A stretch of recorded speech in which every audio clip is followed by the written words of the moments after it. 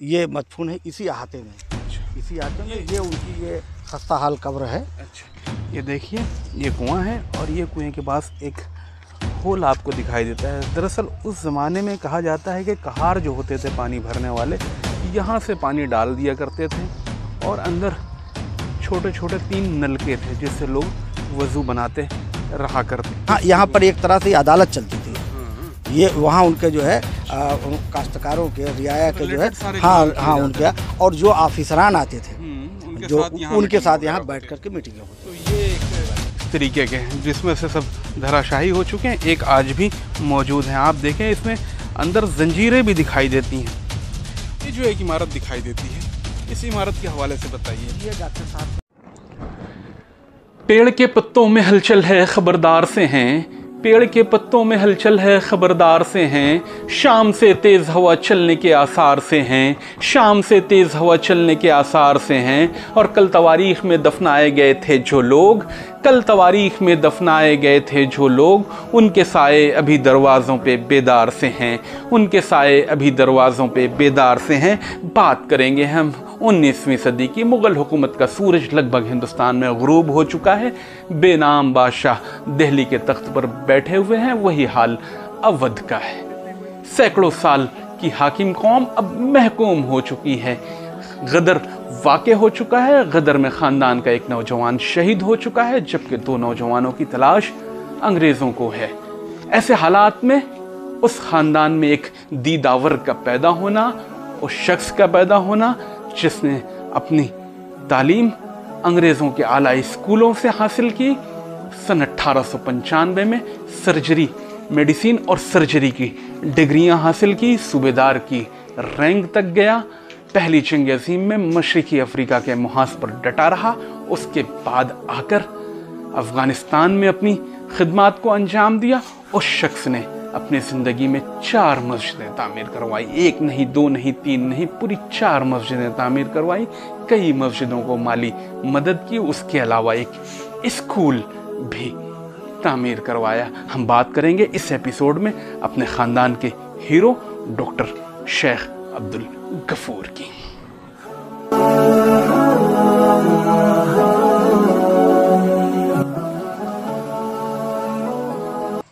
अस्सलाम वालेकुम, आदाब दोस्तों, मैं डॉक्टर इज़्ज़ुद्दीन सिद्दीकी। खोज इंडिया में आपका बहुत बहुत इस्तकबाल है, स्वागत है, हार्दिक स्वागत है। हम इस वक्त मौजूद हैं रियासत उत्तर प्रदेश के अवध रीजन के एक शहर प्रतापगढ़ में। प्रतापगढ़ की तहसील रानीगंज के गांव शाहपुर में। इसके पहले भी हम कई एपिसोड में आपको शाहपुर के हवाले से बता चुके हैं। नाम में ही जाहिर है इस गांव की बुनियाद भी बहुत कदीम है। ख्वाजा गरीब नवाज़ रहमतुल्लाह अलैह के 22वें खलीफा शेख सदरुद्दीन रहमतुल्लाह अलैह इस इलाके में आकर आज से 800 साल पहले आबाद हुए।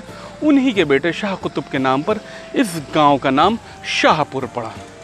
कहते हैं ना कि ख़ानदानों में रह रह कर कई चिराग ऐसे रोशन होते हैं कि जिनकी रोशनी से दुनिया को बहुत फ़ायदा मिलता है। अल्लामा इकबाल ने बहुत खूब कहा है कि 1000 मिसाल नरगिस रोती है अपनी बेनूरी पर, बड़ी मुश्किल से होता है चमन में दीदावर पैदा। ऐसा ही एक दीदावर इस गांव में पैदा हुआ था जिन्हें डॉक्टर अब्दुल गफूर के नाम से जाना जाता है। हम बात करेंगे उनके हवाले से क्योंकि वो एक ऐसे शख्स थे जिन्होंने अंग्रेज़ों के ज़माने में सन 1895 के आसपास MBBS और MS किया था। इसके अलावा पहली जंग अज़ीम में भी मशरिकी अफ्रीका तक गए थे। उनके कारनामों में एक कारनामा ये भी है कि उन्होंने कुल मिला के हिंदुस्तान में 4 मस्जिदें बनवाई। उनकी बनवाई हुई एक ये खूबसूरत सी मस्जिद आपके सामने है। मस्जिद कैसे बनी हुई है, उसके अलावा उनका मरकद भी यहीं पर है, उसके अलावा उनकी देवड़ी भी यहीं पर है। उनकी बनवाई हुई एक मस्जिद देहरादून में मौजूद है, एक मस्जिद इलाहाबाद शहर में मौजूद है, जबकि एक मस्जिद यहीं पड़ोस वाले गांव मुआर में मौजूद है। उसके अलावा बेशुमार मस्जिदों की आपने मरम्मत भी करवाई है। इन सारी चीज़ों के हवाले से बात करेंगे हम इस एपिसोड में आगे। तो मस्जिद के हवाले से दिलगीर अहमद सिद्दीकी साहब से भी बात करेंगे, वो हमें बेहतर बताएंगे। लेकिन आप देखिए 2 बुलंद मीनार सामने की तरफ नज़र आते हैं और 3 गुंबद वाली ये खूबसूरत सी मस्जिद है। बेशुमार 2, 4, 6 कई गुंबद सामने छोटे छोटे कई गुंबद हैं और बीच में इसमें जो कलश लगा हुआ है ऊपर, आपने कभी देखा है किस चीज़ का वो कलश है?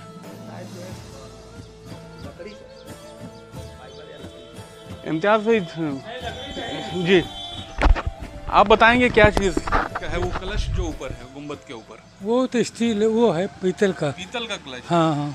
आपका क्या नाम है? नईमुद्दीन सिद्दीकी। नईमुद्दीन सिद्दीकी साहब बता रहे हैं कि वो जो कलश है वो पीतल का कलश है जो तीनों गुंबद पर दिखाई देता है, और मीनार पर जो है हाँ हाँ वो भी पीतल का है। हाँ, सब पीतल का है। पीतल के कलश लगाए गए हैं। 2 मीनार पीछे भी हैं इसमें, 2 छोटे मीनार पीछे हैं। सामने देखिए चिराग हो मस्जिद, तो मेहराब हो मिंबर, अबू बकर, उमर, उस्मान और हैदर। उसके अलावा एक कतबा यहाँ पर दिखाई देता है, ला इलाहा इल्लल्लाह मुहम्मद रसूलुल्लाह। इसमें जो तारीख दर्ज है, बरोज़ मंगल बतारीख 18 जमादुस सानी 1333 हिजरी यानी सन 1917 के आसपास इस मस्जिद की तामीर मुकम्मल हुई है। आइए देखते हैं अंदर से इसका। अगर दीवारों की बात करें तो लगभग इसकी बैरूनी दीवारें जो है 2 फीट के आसपास, 2.5 फीट बताया जा रहा है कि 2.5 फीट के आसपास चौड़ी है। और वाकई ये खूबसूरत मुगल आर्ट इसमें पूरा की पूरा दिखाई देता है। 2 दरों में बनी हुई ये मस्जिद है। वाकई हमने इस इलाके में इतनी खूबसूरत मस्जिद अभी देखी नहीं है, जितनी भी मस्जिदों में हमने शूटिंग की है। ये इसका बैरूनी दर है। अंदर देखते हैं 3 दर की मस्जिद है। ये देखिए इसके छत को अगर आप देखें तो बिल्कुल हज़रत अमीर खुसरो के रोज़े का जो छत दिखाई देता है, राजपूताना शैली में इसको ढाला गया है। यहाँ पर एक छोटा सा मिंबर है, मेहराब है, कई ताक हैं। वाकई ये अपने आप में बहुत सादा और ख़ूबसूरत, ज़्यादा खूबसूरती जो है वो मस्जिद के बैरूनी हिस्से में मौजूद है। बाहर से हम पीछे से भी इस मस्जिद को देखने की कोशिश करेंगे। चलिए दिलगिर साहब, हमको आप पीछे से दिखाइए इस मस्जिद। वाकई ये सारे हिस्से जो है बहुत खूबसूरत है। यहाँ पर एक छोटा सा गुंबद देखिए, इसमें भी है और यहाँ पर भी है। इन 3 दरों में भी एक छोटे छोटे गुंबद मौजूद हैं। इसमें राजपूताना शैली दिखाई देती है, मुग़ल आर्किटेक्ट दिखाई देता है। हालांकि ये मस्जिद लगभग 120 साल के आसपास ही पुरानी है, लेकिन पूरी की पूरी मुग़ल शैली में बनी हुई है। आइए बाहर से देखते हैं।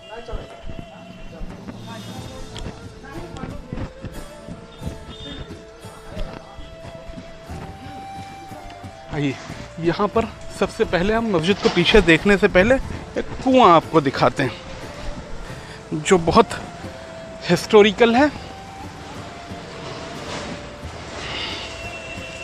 ये देखिए, ये कुआं आप जो देखते हैं ये भी उसी ज़माने में 1917 के आसपास बनाया गया था।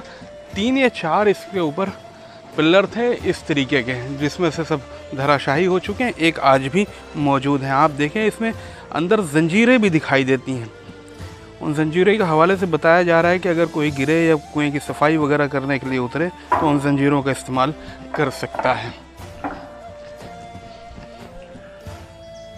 एक ख़ास बात जो यहाँ मौजूद है वज़ू के हवाले से, ये देखिए ये कुआं है और ये कुएं के पास एक होल आपको दिखाई देता है। दरअसल उस ज़माने में कहा जाता है कि कहार जो होते थे पानी भरने वाले, यहाँ से पानी डाल दिया करते थे और अंदर छोटे छोटे 3 नलके थे जिससे लोग वज़ू बनाते रहा करते थे। ये आप देखिए, ये टेक्निक हमने पहली बार किसी मस्जिद में देखी है। करीब से दिखाइए इसको, किस तरीके से ये टेक्निक है। यहाँ से पानी लगातार मुसलसल वो डालता रहता था और उधर लोग वज़ू बनाते रहते थे। आइए बैक साइड मस्जिद का देखते हैं। इस तरीके की 3 मस्जिदें डॉक्टर साहब ने और बनवाई हैं अपनी ज़िंदगी में। कुल मिला के 4 मस्जिदें, और बेशुमार मस्जिदों की हेल्प की है, माली इमदाद की है उनकी रिपेयर वगैरह के लिए। आइए देखते हैं इस मस्जिद को पीछे की तरफ से। ये देखिए, जैसे हमने आपको बताया था कि 2 मीनार पीछे भी हैं। 3 बड़े गुंबद हैं इस मस्जिद में, 21 छोटे गुंबद हैं।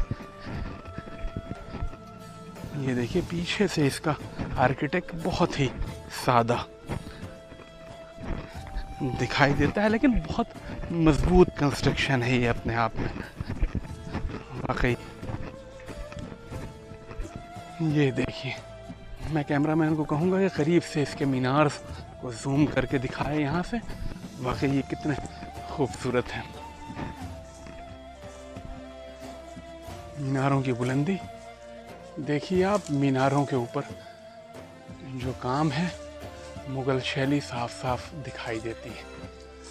उसके अलावा बहुत ही खूबसूरत गुंबद जिनके कलश पीतल के हैं। दूर से देखिए इस मस्जिद की खूबसूरती को, ये अपने आप में एक शाहकार है जो शाहपुर तहसील रानीगंज ज़िला प्रतापगढ़ में मौजूद है। वाकई ये अपने आप में बहुत खूबसूरत कंस्ट्रक्शन है। हम बात करेंगे डॉक्टर अब्दुल गफूर साहब के हवाले से, जिन्होंने इस तरीके की कई मस्जिदें हिंदुस्तान में बनवाई हैं।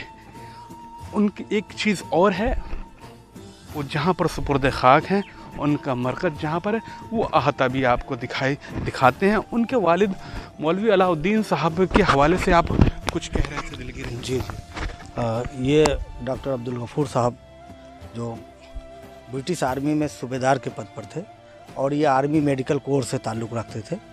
और चूँकि डॉक्टर साहब के वालिद मौलवी अलाउद्दीन साहब, और ये बहुत पढ़े लिखे आदमी थे, लेकिन आज तक ये नहीं जानकारी हुई कि इनकी स्कूलिंग या इनका एजुकेशन कहाँ से ये हासिल किए थे।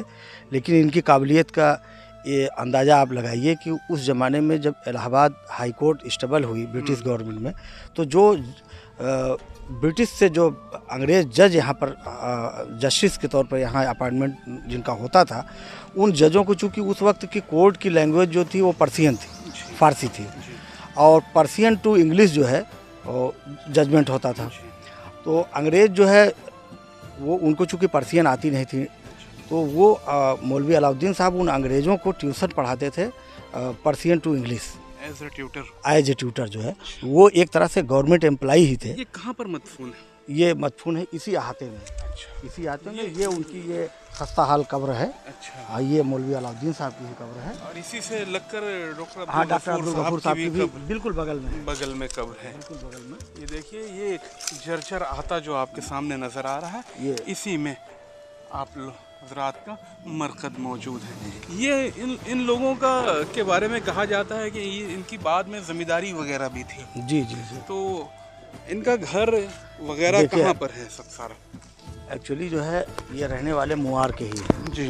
मौलवी अलाउद्दीन साहब जो है वो गालिबन 17 से कुछ ईस्वी में 1790 या 1750 में वो शाहपुर तशरीफ़ लाए जमींदारी के ही सिलसिले में, और उनकी जमींदारी यहाँ थी, वो आए। उसके बाद जो है वो उनके बेटे, उनके 2 लड़के थे, मौलवी अलाउद्दीन साहब के 2 साहबजादे थे। सबसे बड़े बेटे का नाम डॉक्टर अब्दुल गफूर, और उनसे छोटे जो थे वो मुंशी अब्दुल शकूर साहब थे। हम आज बात कर रहे हैं डॉक्टर अब्दुल गफूर के हवाले से। जी। डॉक्टर अब्दुल गफूर साहब का एजुकेशन क्या था? डॉक्टर अब्दुल गफूर साहब का एजुकेशन, प्राइमरी लेवल की एजुकेशन तो वो अपने वालिद मौलवी अलाउद्दीन से हासिल किए, और हायर एजुकेशन के लिए वो इलाहाबाद गए। और चूँकि इलाहाबाद में जजों को वो पढ़ाते थे, मौलवी अलाउद्दीन साहब, वो इलाहाबाद हाई कोर्ट के जो अंग्रेज़ जस्टिस होते थे उनको पर्सियन पढ़ाते थे। तो एक जस्टिस कोई आया था अंग्रेज़ जो है, जिसने मौलवी अलाउद्दीन साहब से पूछा कि आपके कितने बेटे हैं, तो उन्होंने बताया कि मेरे 2 बेटे हैं। एक का नाम जो है डॉक्टर अब्दुल गफूर है, वो गफूर है अब्दुल गफूर, दूसरे का नाम अब्दुल शकूर। उस वक्त अब्दुल गफूर साहब की स्कूलिंग शुरू नहीं हुई थी। अच्छा। और उम्र उनकी तकरीबन 9 साल हो गई थी। हाँ। तो उन्होंने कहा कि जो है आपका लड़का पढ़ता है, तो मौलवी अलाउद्दीन साहब ने कहा कि नहीं, भी पढ़ता नहीं है, चूँकि जो घरेलू तालीम थी जितना हमको देना था वो दे दिए हैं, बाकी पढ़ाई नहीं।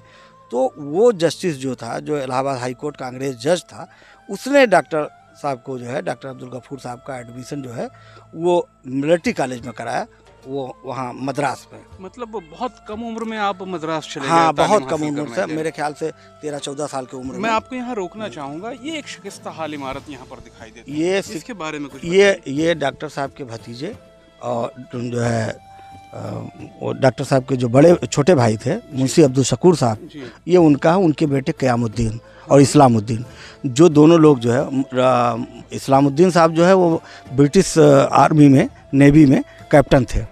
वो पाकिस्तान, इंडिया पाकिस्तान बनने से पहले ही पाकिस्तान चले गए, कराची गए थे। और उसके बाद जो है 1953 में उनके छोटे भाई क़यामुद्दीन साहब जो है, जब जमींदारी एवोल्यूशन हुआ, 1950 में जमींदारी ख़त्म हुई, 1953 में क़यामुद्दीन साहब पाकिस्तान चले गए। ये उनका बंगला था। बंगले से मुराद क्या? बंगले से मुराद ये थी कि चूँकि जमींदारी थी तो जो उनके रियाया जो थे, अहलकार जो थे, वो आते थे अपनी फरियाद दे करके। इसी यहाँ पर एक तरह से अदालत चलती थी। ये वहाँ उनके जो है काश्तकारों के, रियाया के जो है, हाँ उनके, और जो ऑफिसरान आते थे जो उनके साथ यहाँ बैठ करके मीटिंगें होती। तो ये एक, और चूँकि एक कल्चर था, जिस बिरादरी से, जिस कबीले से हम लोग ताल्लुक़ रखते हैं, उस कबीले का एक रवायती मसला ये था, एक रिवायत थी कि घर से बाहर बैठका बनता था जहाँ औरतों का आना जाना ना हो, इसलिए जो है। अब देखिए यहाँ से वापस देखिए मस्जिद कितने खूबसूरत दिखाई देती है।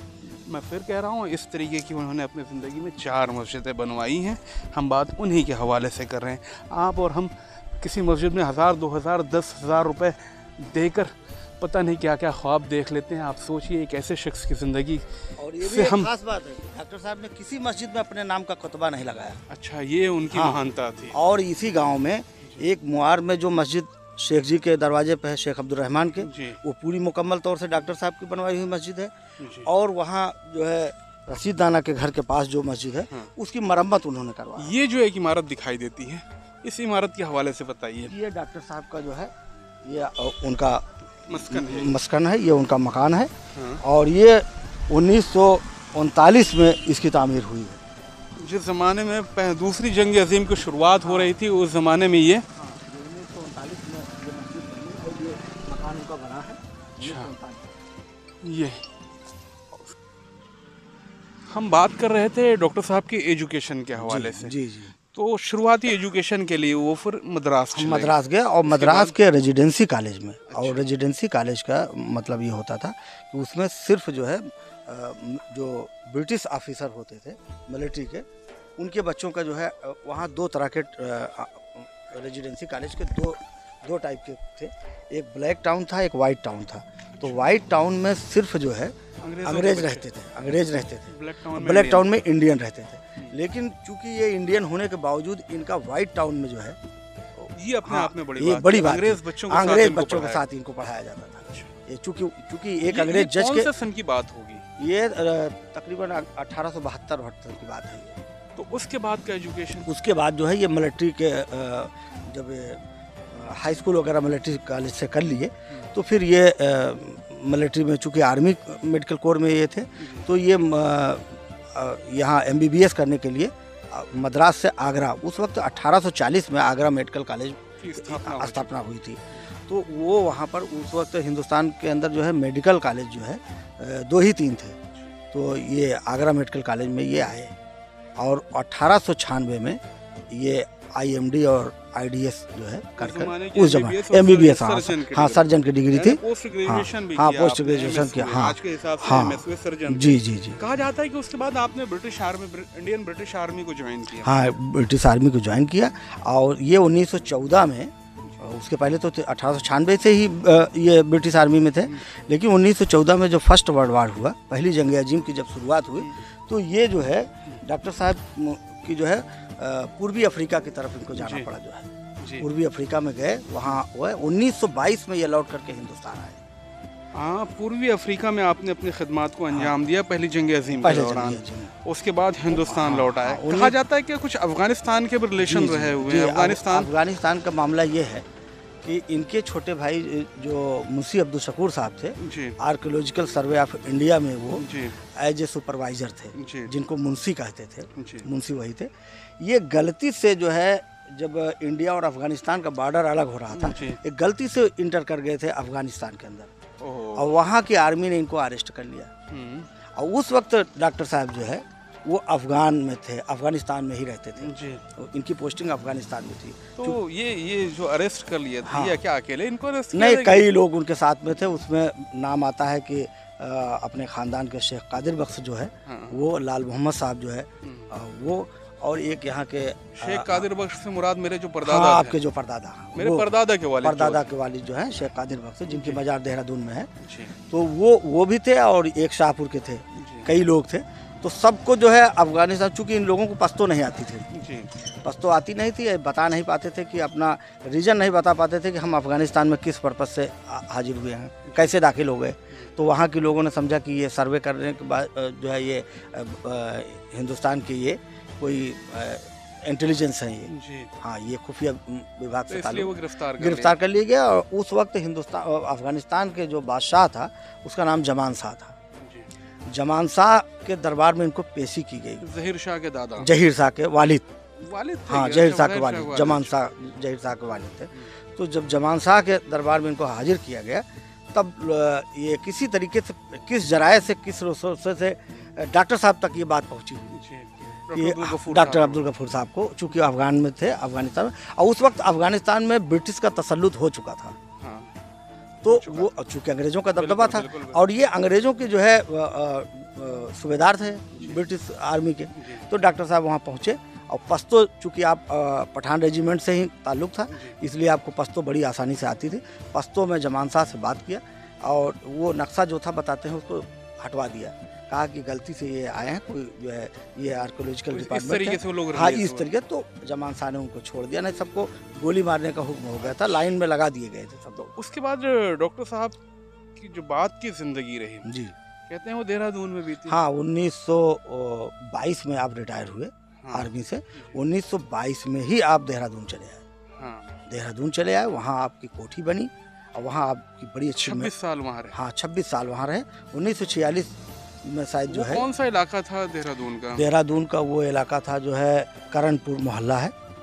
तो करणपुर का जो इलाका था, वहाँ पर आपकी एक कोठी थी, और हाँ। कोठी के साथ साथ में कहते हैं कि आपने वहाँ पर एक एक मस्जिद बनवाया था, बड़ी आलीशान मस्जिद बनवाया था, और एक छोटा सा कब्रिस्तान आपने खुद जाती तौर पर ख़रीदा था, जी। जिसमें उनके खानवादे के कुछ लोग दफन थे, और शेख कादिर बख्श की भी वहीं मौत हुई मेरे थी। परदादा हाँ, के वालिद वहीं इंतकाल कर वहीं गए थे। इंतकाल किया, उसका अहाता भी गिरवाए थे। उसके बाद से सन 46 में जब पार्टीशन हुआ, 47 में, और पार्टीशन से पहले चूँकि डॉक्टर साहब यहाँ चले आए थे 42 में ही, 44 में ही, फिर ये गए नहीं।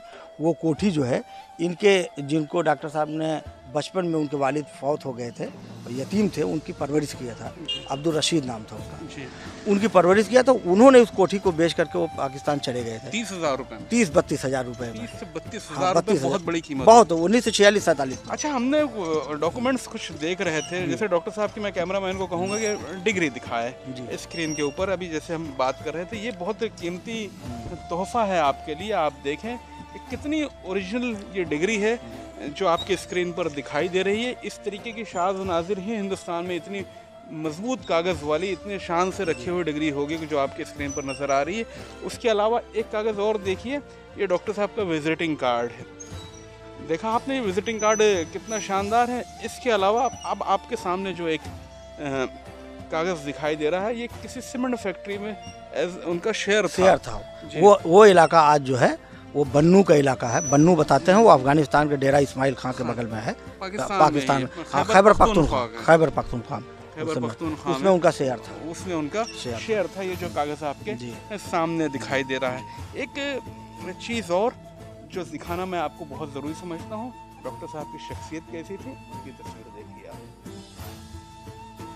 देखिए उनकी तस्वीर, कैसा उनका चेहरा था, किस तरीके से उन्होंने अपने चेहरे पर दाढ़ी सजा के रखी थी। उनके होलिये को देखिए, उनकी शख्सियत को देखिए, आप अंदाज़ा लगा सकते हैं कि उनकी शख्सियत कैसी रही होगी। हमें नाज होता है, हमें रश्क होता है कि हमारे ख़ानदान में ऐसे ऐसे बुज़ुर्ग भी हुए हैं। तो ये जो स्क्रीन के ऊपर में अब आपके एक सर्टिफिकेट दिखाई दे रहा है, दरअसल इस सर्टिफिकेट को डॉक्टर साहब ने जो पहली जंग अज़ीम में नुमाया खिदमत अंजाम दी थी, ये दरअसल अंग्रेज़ों की तरफ से दिया जाने वाला उनका तीसरा सबसे बड़ा अवार्ड था। उसका ये सर्टिफिकेट है, और ये मेडल होता था फॉर डिस्टिंग्विश्ड सर्विसेज। देखिए आपकी स्क्रीन के सामने मेडल और सर्टिफिकेट दोनों दिखाई दे रहे हैं। तो हम बात कर रहे थे देहरादून के हवाले से। तो देहरादून में जब पैकअप हो गया जी, जब हालात ख़राब हिंदुस्तान के हो गए, बंटवारा एकदम अनकरीब नज़र आने लगा, दंगे सारे हिंदुस्तान में शुरू हो गए, माहौल पूरे हिंदुस्तान का ख़राब होने लगा, तो डॉक्टर साहब ने भी देहरादून से पैकअप करके अपने आबाई वतन की तरफ शाहपुर आ गए। हालांकि देहरादून में रहते हुए ही उन्होंने इस शानदार हवेली को 1939 में शायद इस शानदार हवेली को उन्होंने बनवा दिया था, जो आपकी स्क्रीन के सामने दिखाई दे रही है। तो यहाँ पर आने के बाद कहते हैं उन्होंने कई गांवों की जिम्मेदारी के राइट्स हासिल किए। जी जी, उनके कई 5-6 गांव थे, जिसमें पूरे भैया और सराय सेतराय और सड़ीला और सिंगाही, बाबूपट्टी, ये हाँ बाबूपट्टी, यानी अमिताभ बच्चन जी का गांव। हाँ, आप सोचिए उस गांव के भी नरी, आमापुर, बोर्रा, ये सब गांव की जिम्मेदारी है। डॉक्टर अब्दुल गफूर साहब की जमींदारी के गांव रहे हैं। हम देखने की कोशिश करेंगे। वो एक मकान जो दूर दिखाई देता है, उस मकान के वो डॉक्टर साहब जो है वो उन्हीं के बनवाया हुआ है। वो भी डॉक्टर साहब का ही बनवाया हुआ है।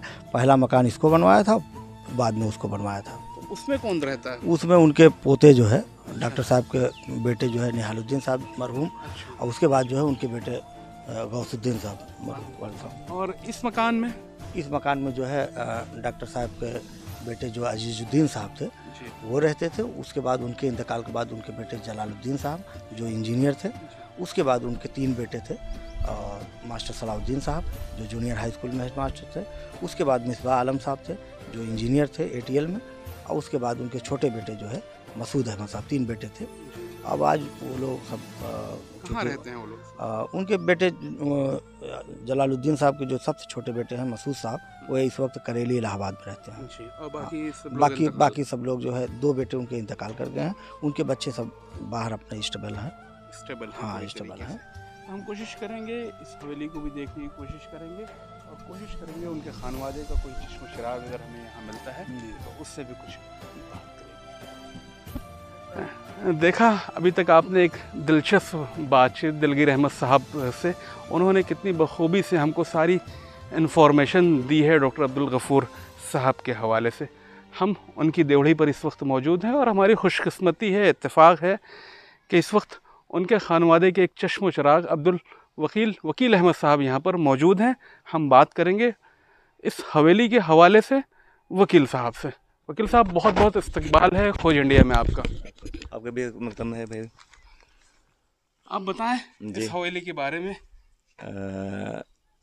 यहाँ बहुत पहले से दादा शकूर अहमद और यहाँ से आए हैं, बसे थे जो है, और उनके बाप का नाम अलाउद्दीन, और क्या कहते हैं 2 भाई थे, शकूर अहमद और गफूर अहमद, है ना, शकूर अहमद और गफूर अहमद 2 भाई थे जो है।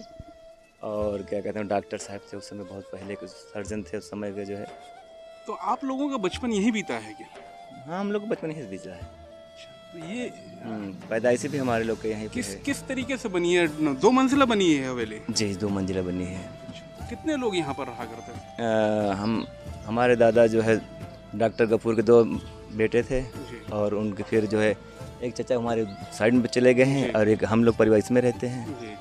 और जो है फिर हमारे दादा एक भाई थे, फिर हमारे दादा भी एक थी, तो जो है मतलब नस्ल चले आए। फिर भी हमारे वालिद साहब 3 भाई थे, तो उसमें फिर हम बड़े भाई के बेटे लड़के हैं उनके, हम 3 भाई हैं। और क्या कहते हैं हमारे चाचा के 1 बेटे हैं, और फिर एक चाचा और हैं, उनके 1 बेटा है। आपके खानदान में एक MBBS और आ रहा है?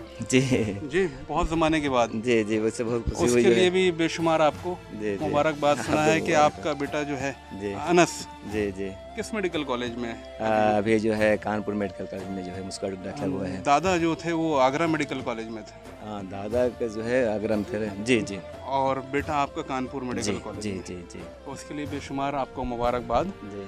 आप दिखाएंगे किस तरीके से ये हवेली आपकी जो है, इसका कंस्ट्रक्शन स्टाइल क्या है? हाँ, अभी तो यहाँ बहुत दिन से ताला बंद है। हम लोग जो है जब से हमारे वालिद साहब भी फालिज मार दिया जी, तो हम लोग जो है इलाहाबाद चले गए, वहीं दिखाया गया, डॉक्टर को दिखाया गया, फिर वहीं शिफ्ट हो गए जो है। यहाँ भी तो यहाँ भी मतलब कोई रहता नहीं, कोई नहीं रहता यहाँ से। समझ लीजिए आप 12-13 साल ऐसा हो गया है। जैसे हिंदुस्तान में लगभग सारी हवेलियाँ वीरान है, उसी तरीके से ये भी एक हवेली वीरान पड़ी हुई है। अब ये कोई रहे नहीं रहे, अब तो बना रहे हैं, दूसरा मंजिला बना रहे हैं सब। जी, नए मकानात आप बना रहे हैं अभी बगल में? जी। तो मतलब आबाद अभी- करने की एक कोशिश, इसको भी रिनोवेट करने का इरादा है क्या? जी इंशाल्लाह जो है ये भी बनाया जाएगा अभी इसको रिनोवेट करेंगे जी। आप? पीछे भी साहब कच्चा हिसाब आपका से ये एक दरवाजा जो है मुझे बहुत खूबसूरत दिखाई दे रहा जी, है। जी, अगर जी। आपकी इजाजत हो तो हम उसको देखना नहीं चाहेंगे। बिल्कुल आपको इजाज़त है भाई हमारी तरफ से जो है। ये देखिए यहाँ पर इस हवेली का जो सदर दरवाज़ा है उसके ऊपर आप नक्काशी को देखिए, कितनी खूबसूरत वुडन कार्विंग इसके ऊपर की गई है। ये लगता है कि वाकई कोई शाही हवेली का दरवाज़ा है। आप देखें कितना खूबसूरत है। अगर लकड़ी का हम अंदाज़ा लगाने की कोशिश करें कि यहाँ पर देखिए एक दिलगीर मामू से बात करूंगा, ये क्या चीज़ है? अच्छा ये नहीं है, अच्छा ये अभी जनगणना के पीतल के निशानात यहाँ पर दिखाई देते हैं। वाकई ये अपने आप में बहुत खूबसूरत दरवाज़ा है। तो इस हिस्से को क्या कहा जाता था आपके ज़बान में? इसको ओसार भी कहते हैं, बरामदा भी कहते हैं। अच्छा ये ओसार और बरामदा। हमने आपका बंगला भी देखा था अभी कुछ देर पहले, जी, जी। जो काफ़ी खस्ता हाल में है, जी, जी। जिसे बंगला कहा जाता था। ये आपका ओसार है। ओसार के बाद दरवाजा मिलेगा आपको। दो तीन चीज़ें दिलगीर अहमद साहब रह गई हैं डॉक्टर साहब के हवाले से। एक तो ये कि हमने सुना कि उन्होंने सफ़र हिजाज किया था, यानी हज के लिए भी वो गए थे। हाँ, वो सन तो क्लियर नहीं है कि किस सन में डॉक्टर साहब हज के लिए गए थे, लेकिन ये एकदम फैक्ट है कि वो हज करने गए थे। और जद्दा से मक्का शरीफ तक का सफ़र उन्होंने ऊँट से किया था। उस ज़माने में ट्रैवलिंग का कोई जो है बंदोबस्त नहीं ये था। सारी बातें आप लोगों को पता कैसे? ये पता चला जो है, हमको तो कुछ जानकारी था, हम तो पैदा नहीं थे। ये हमारे बड़े अब्बू लगते थे, अच्छा जो डॉक्टर साहब के पोते थे, जलालुद्दीन साहब जो इंजीनियर थे, जी। वो हमारे बड़े अब्बा लगते थे। चूँकि जलालुद्दीन साहब जो है हमारे वालिद के सगी बुआ के लड़के हैं, और उनकी परवरिश भी हमारे घर में हुई है। अभी तक आपने जितने डॉक्यूमेंट्स वगैरह देखे हैं वो सब दिलगीर साहब के पास ही मौजूद जी, थे। जी। उन्होंने जो हमें जी, दिखाया है, उसका डॉक्टर साहब रीज़न के- ये है कि हम पढ़ने के बहुत शौकीन थे। तो जब मैं बड़े अब्बू के पास, जलालुद्दीन साहब के पास, मरहूम जलालुद्दीन साहब के पास आता था, तो वो बड़े खुश्क मिजाज के थे और बड़े सख्त मिजाज के थे। बच्चे उनके पास बहुत कम जाते थे, किसी की हैसियत नहीं होती थी कि उनके पास जा कर के बैठे। हम भी डरते थे उनसे, कभी आते नहीं थे। लेकिन ऑटोमेटिक उनके इंतकाल से 4-6 साल पहले, जी। जब उनके इंतकाल के 4-6 साल पहले ऑटोमेटिक जब मुझको कभी देखते थे तो बुला लेते थे, अपने आप बुला लेते थे। जब मैं उनके पास बैठता था तो मुझको कहने लगे कि तुमको बहुत शौक़ है पढ़ने का। तो उन्होंने तमाम अपनी मैगज़ीनों को हमको दे दिया, जितनी उर्दू की मैगज़ीन थी उनको सब दिया। हालांकि मैं दिलगीर मामू को यहाँ पर रोकना चाहूँगा और एक ज़रूरी बात आप लोगों को बताना चाहूँगा कि जलाल बाबा ने बहुत सारी किताबें जो ख़ास तौर पे मेडिसिन के हवाले से थी, वो सारी किताबें हमारे बड़े भाई डॉक्टर नियाज़ुद्दीन सिद्दीकी को भी बुलाकर दी थी। वो आज हमारे यहाँ हमारे घर पर सारी किताबें महफूज हैं। ख़ानदान का जो शजरा उन्होंने मुरतब किया था, उस शजरे को मेरे हवाले किया।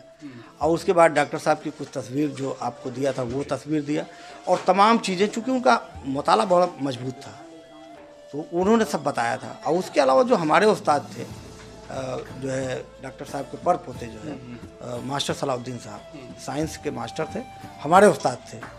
हमको जूनियर हाई स्कूल में पढ़ाए थे, साइंस पढ़ाते थे। उनकी याददाश्त बहुत अच्छी थी, चूँकि वो अरबी, अंग्रेज़ी और हिंदी के बड़े जानकार थे। उर्दू, हिंदी, अंग्रेज़ी और अरबी के बहुत जानकार थे।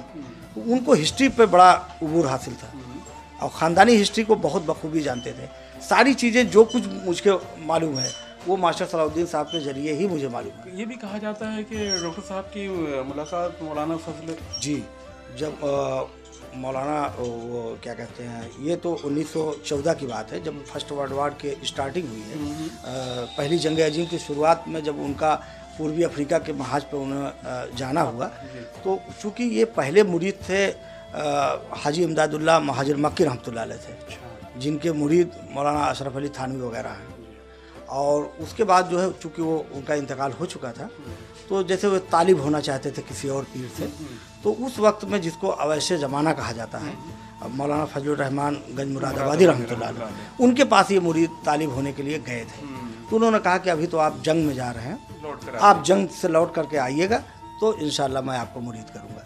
लेकिन ये इत्तफाक ऐसा हुआ कि 1914 में आप अफ्रीका गए और 1922 में लौट करके आए, और 1917 में ही मौलाना फजलुर रहमान गंज मुरादाबादी रहमतुल्लाह अलैह का इंतकाल हो चुका था, जिनकी मज़ार जो है उन्नाव ज़िले के गंज मुरादाबाद कस्बे में है। मशरकी अफ्रीका से लेकर अफ़गानिस्तान तक उन्होंने अपने बहादुरी के झंडे गाड़े। हमें नाज है, हमें गुरूर है, हमें रश्क होता है, हमें घमंड होता है कि हम उस खानवादे से ताल्लुक़ रखते हैं जिसमें अल्लाह ताला ने डॉक्टर अब्दुल गफूर जैसा दीदावर पैदा किया। और हमें उम्मीद है अल्लाह के हुजूर से कि हमारी आने वाली नस्लों में भी डॉक्टर अब्दुल गफूर जैसे लोग पैदा होते रहेंगे। और हमें उम्मीद है अपनी आने वाली नस्लों से वो डॉक्टर अब्दुल गफूर की ज़िंदगी से ज़रूर फैज़याब होगी और उनके रास्ते पर चलकर अपने ख़ानदान, अपने मुल्क, अपने मज़हब का नाम ज़रूर रोशन करेगी। अगर आपको हमारा ये एपिसोड पसंद आया हो तो आप लाइक करें, अपने ख़यालात का इजहार यानी कमेंट ज़रूर करें, और ज़्यादा पसंद आया हो तो आप इसको शेयर ज़रूर करें। उम्मीद है आपको हमारा ये एपिसोड बहुत पसंद आया होगा। तो चलिए मिलते हैं फिर अगले हफ्ते एक नए एपिसोड के साथ। तब तक के लिए अल्लाह हाफ़िज़।